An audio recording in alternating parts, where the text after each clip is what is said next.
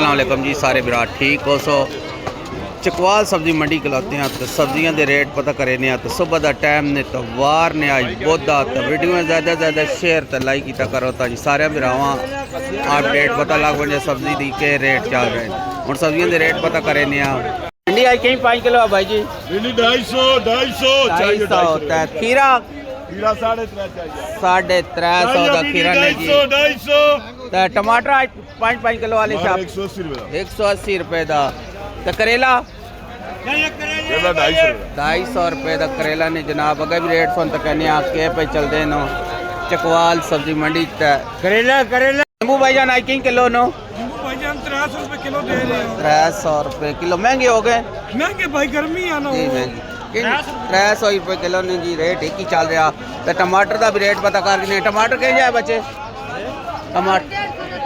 150 का 2 किलो टमाटर टमाटर कितने था जी 500 रुपए बाजार कितने था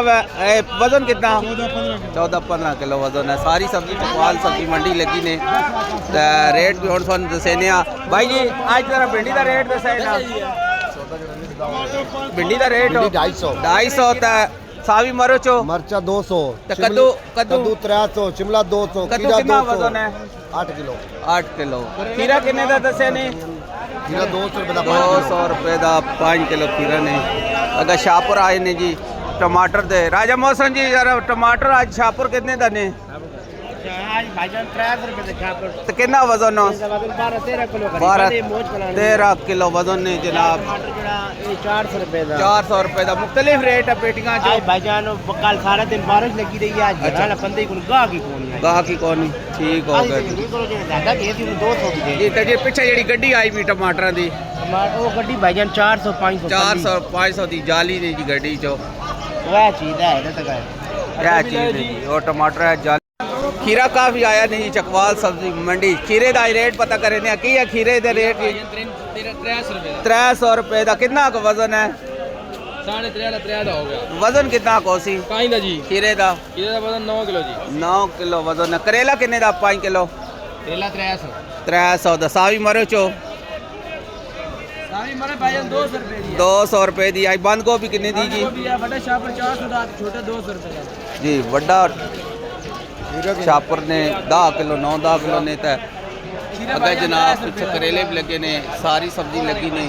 तो करेला कितने का वै करेला 300 रुपए दा भाईजान 300 रुपए का 5 किलो और अदरक थोम हो अदरक ने 300 रुपए किलो थोम ही आने चाइना दा 600 रुपए किलो सूखा थोम 600 रुपए किलो ठीक हो गया जी 600 रुपए किलो ये सारी सब्जी लगी ने काफ़ी सब्जी आई पई ने चकवाल सब्जी मंडी चो भिंडी शिंडी भी लगी ने फरूक साहब हो जरा भिंडी का रेट दसा ना 5 किलो आज कितने दिया है 5 किलो भिंडी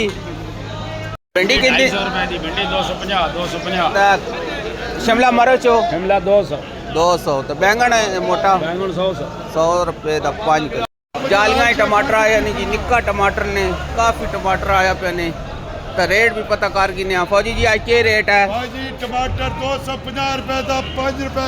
किलो नहीं पड़ना पे 250 रुपए का जाली कितना वजन हो सी जी 8 तो ये मटर खराब होया पे नहीं जी बिल्कुल खत्म होगा शाहपुर गर्मी नाल गोभी 100 रुपए 100 रुपए का शाहपुर है जी 200 रुपए का है शाहपुर ने खीरा 300 रुपए का ने मरच 200 रुपए दी ने जी चकवाल सब्जी मंडी रेट वन दसे पे हरी भी गड्डी आलूआं दी आ गई ने जाली का रेट भी पता करे ने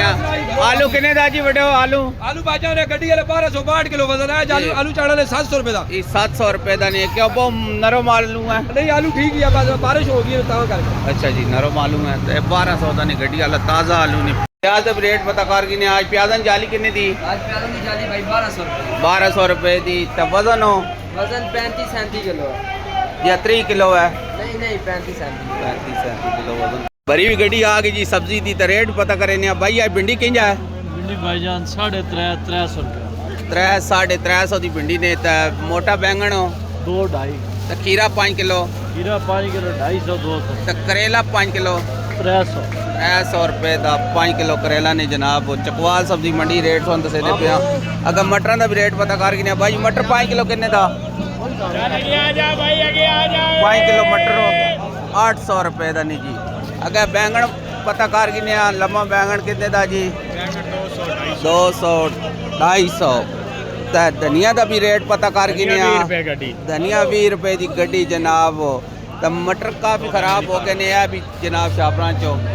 खराब हो गया मटर गर्मी नाल। चकवाल सब्जी इमरान चकवाल सब्जी मंडी तो इजाज़त दे।